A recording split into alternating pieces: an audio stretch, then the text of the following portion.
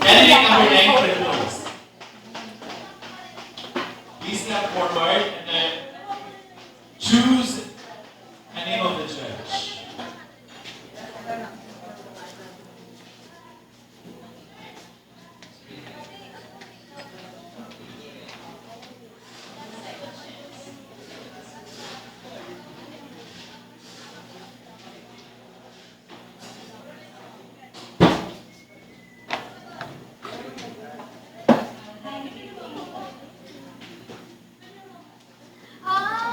Dalag mo yung sagot mo.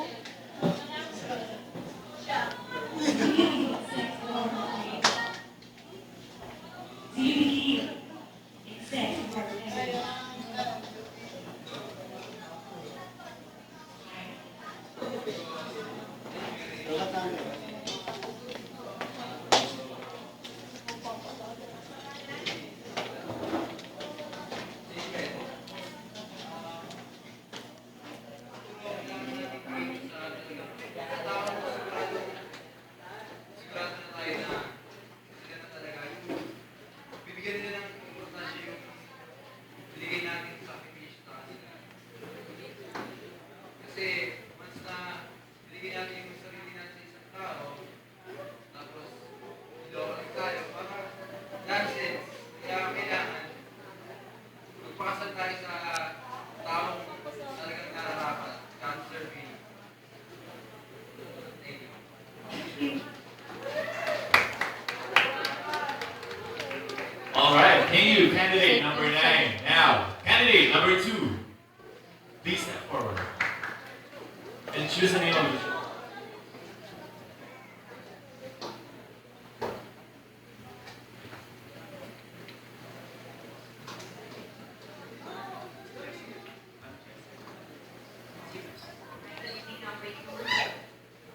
Ito na lang, ibig kasi para mas nagkakaintindihan. Ano ang pinaka-pumapagabag sa iyo sa mga nangyayari sa ating bansa sa ngayon?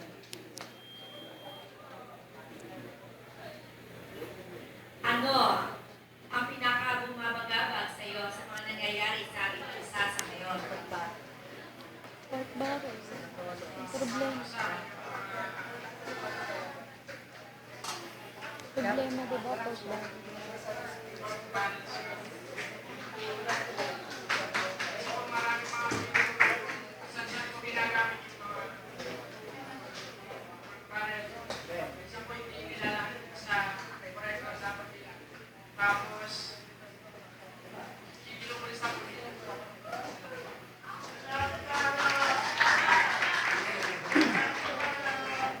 Thank you, candidate number 2. Next, candidate number 5.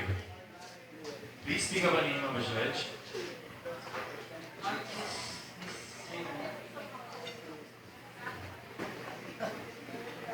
Nalulabat ako pagdating sa babae daw ba? Si Ahira po. Ahira, sige na.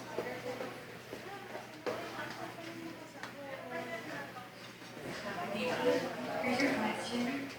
What is the biggest challenge to the young people today?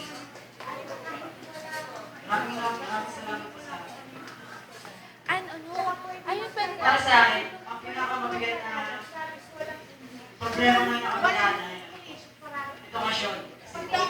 Edukasyon ang mahalaga sa buhay natin. Maraming kabataan po ngayon ang nakatambay at walang ginagawa sa kanilang buhay. Iniisip lang nila yung kapakanan nila, hindi po iniisip ang kapakanan po ng pag nagkaaral po sila ng edukasyon. Then po, ang edukasyon nga po, diba? Sabi ni Jose Rizal, mahalin edukasyon, ang kabataan, ang pag-asa ng anak po, bayan. Kaya, kung ang kabataan ay walang edukasyon, yun po, yung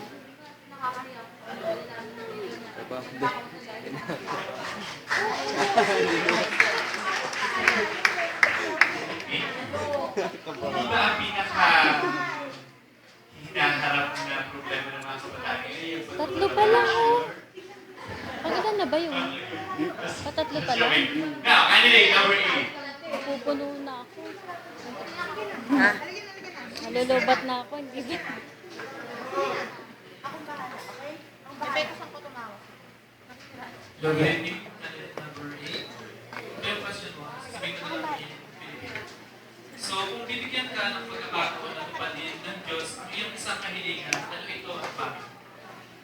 Siyempre lang po yung gusto ko na maging maganda yung buhay ng aming pamilya para mapatuloy yung pangarap.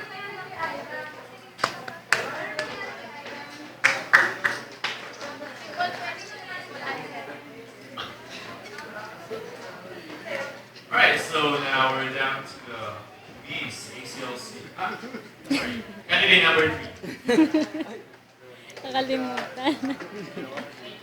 Gusto ko lang umuwi. Gusto ko lang umuwi. Ano oras na? Mag-acquaintance pa tayo. Ba't mag-extend tayo ng time dito? Ganito lang kaya tayo dito. Naubos ang oras dito. Hindi pa nga nabibigay yung award, oh.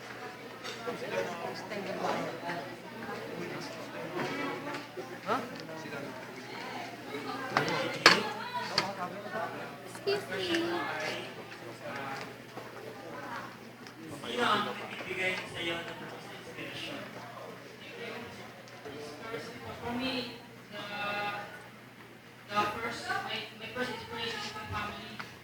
Second, family po talaga pinaka-priority ko na sila po nagbibigay ng inspiration po para tapusin ko yung mga simulan ko. To be, para matuto po yung tinawag na siguro ko sa buhay. Kung mag-post nila ito, mas family priority.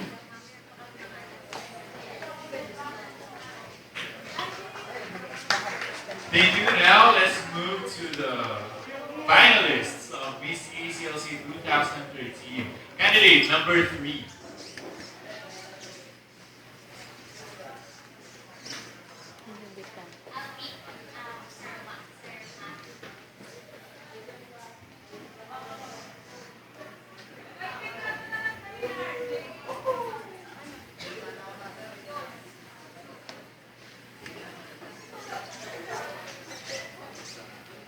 Ito yung tanong ko para sa iyo, candidate number 3. So, kung bibigyan ka ng pagkakataon na baguhin ang isang bagay sa mundo, ano ito at bakit?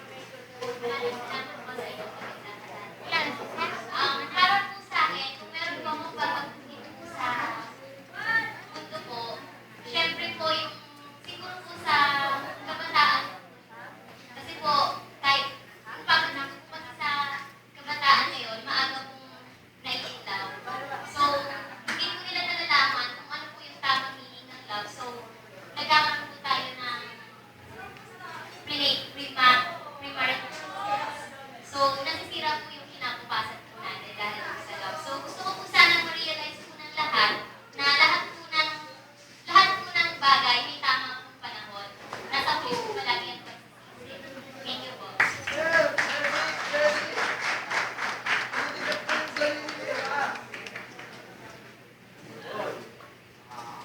Thank you. Candidate number 3. Now, candidate number 4.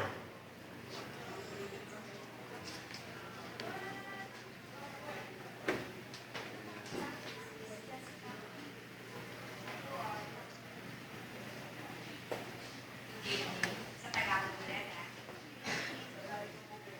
Ano ang pipiliin mo? Nakakahalin ng kilig o mabuting kaloob? Para sa akin po, ang pinakamahalaga sa lahat ay ang may kabutihang kalooban. Bakit po? Aanin ko po ay maaaring magandang tinig kung wala naman po siyang mabuting kalooban. Ang mabuting kalooban po ay dapat inuuna kasi sa kalooban. Aanin po ang magandang tinig kung wala naman po siyang mabuting kalooban. Kung puro masasama po ang ginagawa niya. Ang mabuting kalooban sa lahat ang dapat inuuna ng bawat isa. At ang mabuting kalooban ang dapat nangunguna sa ating bansa. Para po wala pong maging masama kagaya po ng mga nakaano po sa Fort Ban.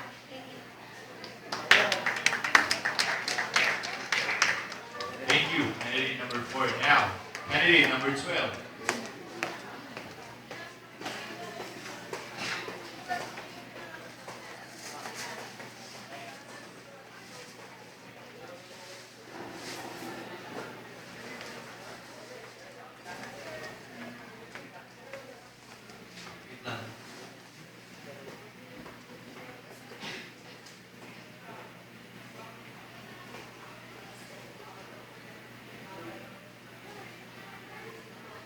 Ano sa tingin mo ang lamang mo sa ibang kandidato? Salamat po sa inyong Hi. magandang katanungan. Siguro po, meron po akong Kita naman eh. Oh. Pantay-pantay halos yung apat eh. Kahit manalo ako or matalo, okay lang sa akin. Be sports lang po. And siguro po, ang ano po sa mga kandidata,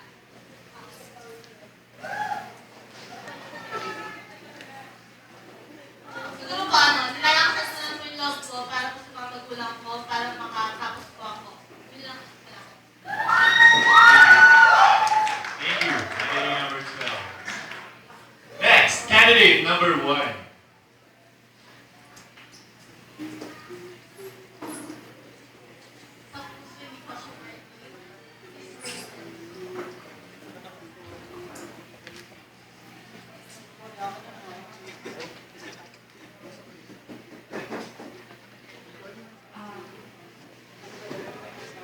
Kung nanalo ka sa loko, ano gagawin mo sa time mo?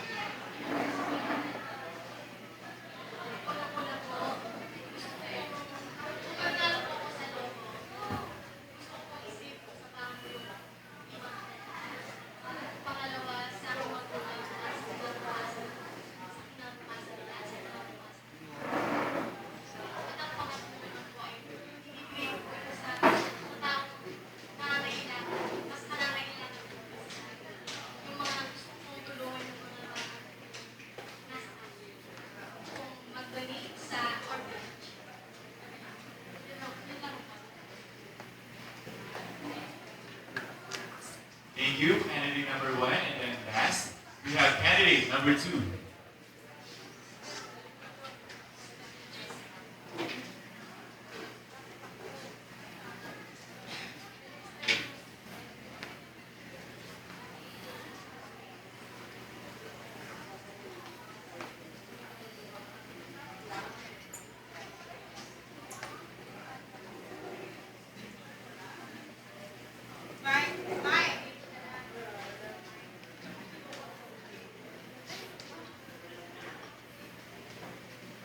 Ibilisan ko na lang yung tanong.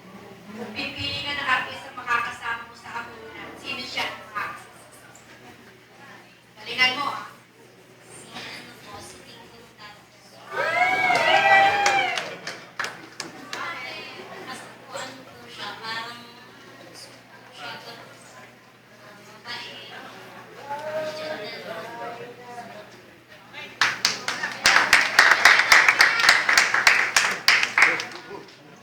Alright, and while our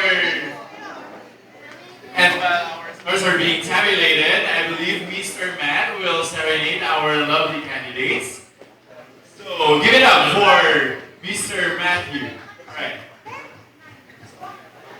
Hello, hello. Hello.